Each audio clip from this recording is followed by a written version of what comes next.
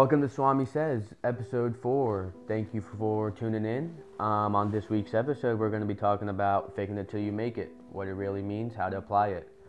Efficiency matters. What's the best, most technological tools, how efficiency matters across a variety of contexts, and choosing your team wisely, essentially based on what industry you're going into, small business, startup. There's different needs you need for each of those. Knowing those and making decisions based off what your industry essentially says. For the first small business topic, faking it till you make it.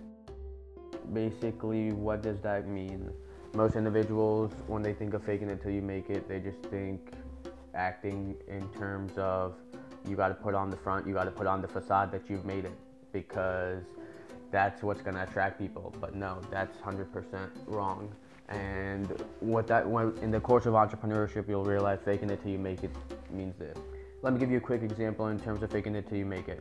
Essentially, there's no reason that I should be a Fortune 500 CEO. There's no reason a suburban kid from Cincinnati should have that position. I'm just a normal, ordinary kid, just like everyone else. And the point I'm trying to make is this. You're always going to have the thought within your head that, you know what, why are you the guy that's going to be doing this? Are you really the guy that's going to be able to do all this? That thought has to be eradicated from your mind in order for you to move forward and think clear and kind of expand when it comes to whatever your projects are. So you have to tell yourself is, yeah, you are that guy. And it might sound cocky, it might sound egotistical, but it is what it is. That's how you deal with having no emotion. That's how you deal with all the events that are going to come up and that are going to fuck up your mental, basically. Second small business tip, efficiency matters.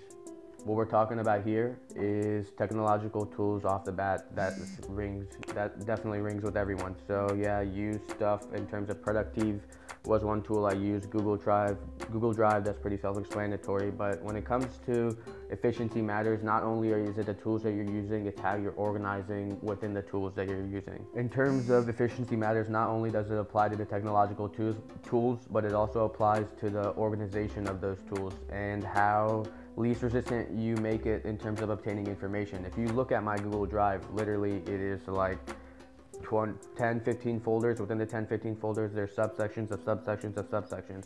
Even that is so organized at some level, it's inefficient because it takes me so long. I'm always thinking which folder. How do I alleviate this concern? Which we actually just did like a week ago. Just made a table of contents with everything, every folder highlighted out, those pages printed right in front of me so I can make it quick. All right, I know what is where. Lastly, in terms of efficiency matters, backup plans. You do not want to, you don't trust anyone. I don't care what any entrepreneurship book says, you don't trust whether they're gonna get the work done or not. So quick example, I gave someone recently some financial contracted work. Good friend of mine just graduated from Ohio State, has a finance degree, and basically gave him this work.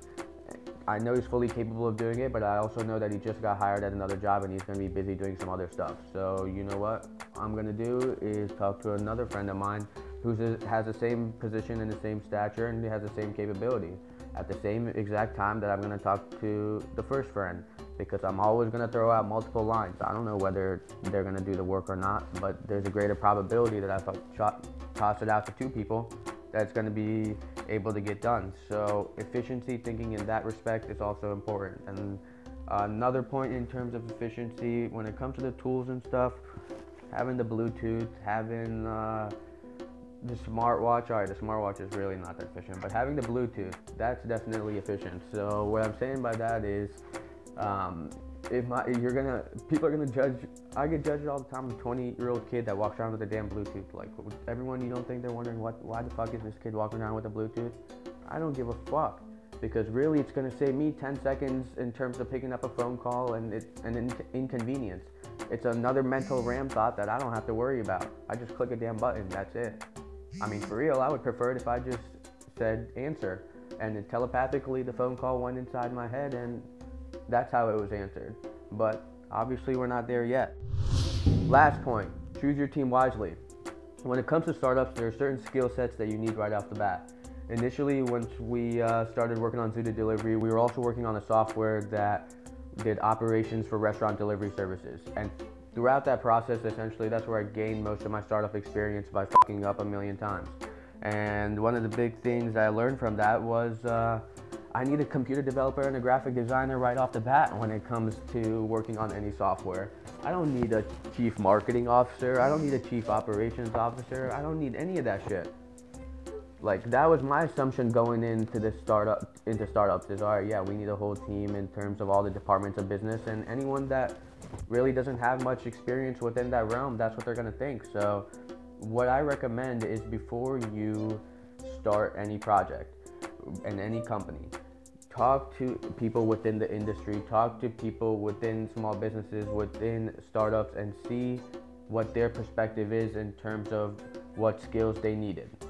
Talk to people that are kind of similar to your competition, but not your competition in the same industry, and figure out what are the essential tools that you need. Even in terms of small business, do not think that you need someone for finance and accounting and marketing and all that stuff right off the bat. Those things you can get contracted to other people for a lot cheaper than finding a partner and creating a relationship that's most likely gonna dissipate with time, because they don't have a big enough role. Only one guy can have a big enough role. Only one or two, literally partner, 1 to 2, that's what I would say, can have a big enough role. After that, everyone else is just a part of the process at some level.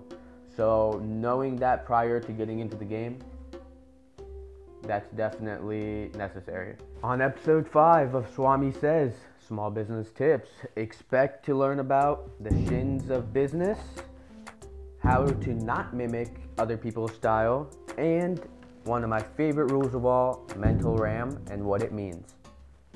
See you next week.